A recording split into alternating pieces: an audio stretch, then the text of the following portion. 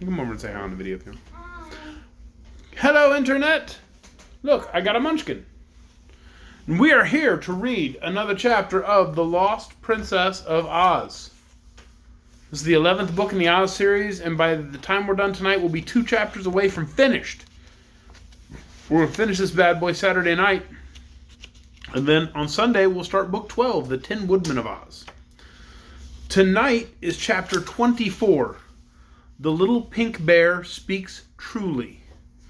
And, I'm going to read this. I'm recording it a little bit early because we're about to go out to dinner with my parents because today is my dad's birthday. So I'm going to tag him below this video in the little comment thing.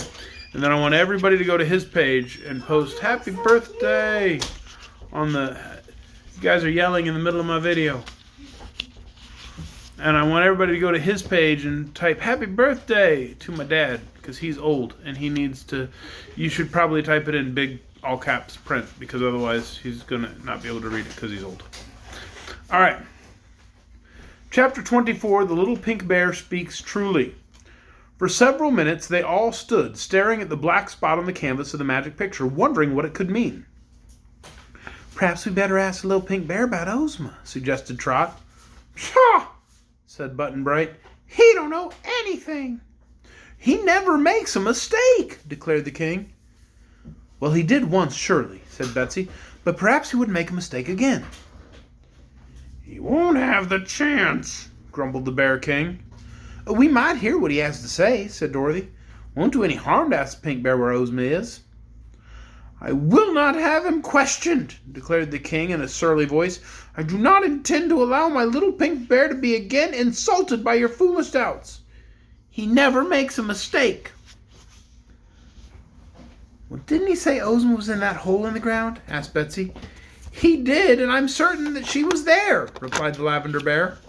Scraps laughed jeeringly, and the others saw there was no arguing with the stubborn Bear King, who seemed to have absolute faith in his pink bear.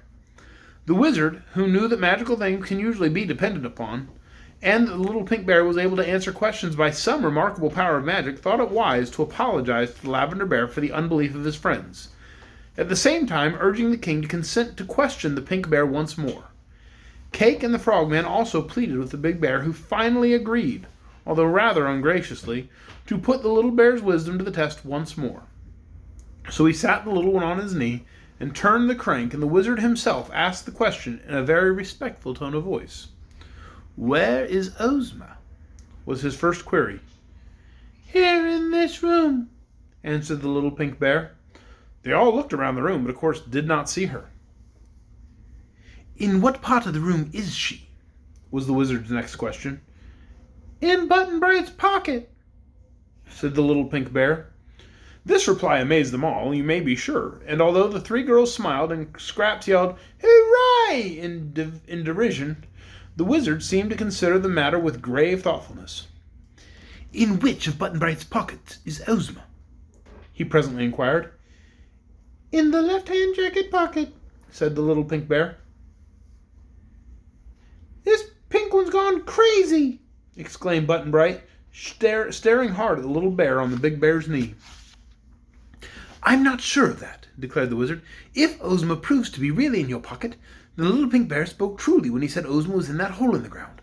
For at that time you were also in the hole, and after we'd pulled you out of it, little pink bear said Ozma was not in the hole. He never makes a mistake, asserted the Bear King stoutly. We empty that pocket, Button-Bright. Let's see what's in it, requested Dorothy. So Button-Bright laid the contents of his left jacket pocket on the table. These proved to be a peg top, a bunch of string, a small rubber ball, and a golden peach pit. What's this? Asked the wizard, picking up the peach pit and examining it closely. Oh, said the boy, I saved that to show to the girls, and then forgot all about it. It came out of a lonesome peach that I found in the orchard back yonder, and which I ate while I was lost. Looks like gold, and I never saw a peach pit like it before. Nor I, said the wizard, and that makes it seem suspicious. All heads were bent over the golden peach pit. The wizard turned it over several times, then took out his pocket knife and pried the pit open. As the 2 halves fell apart, a pink cloud-like haze came pouring from the golden peach pit almost filling the big room, and from the haze a form took shape and settled beside them.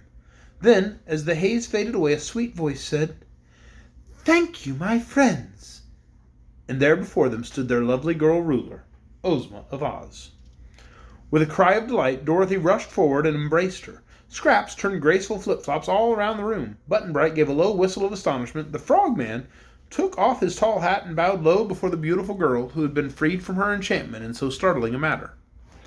For a time no sound was heard beyond the low murmur of delight that came from the amazed group, but presently the growl of the big lavender bear grew louder, and he said in a tone of triumph, "He never makes a mistake!"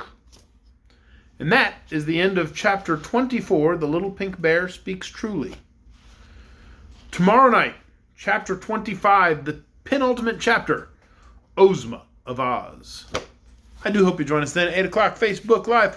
For now, go down to the comment section, see my dad's name, click on his profile, and say, "Happy birthday, Gary," because he's an old man. He needs everybody's love. Good night.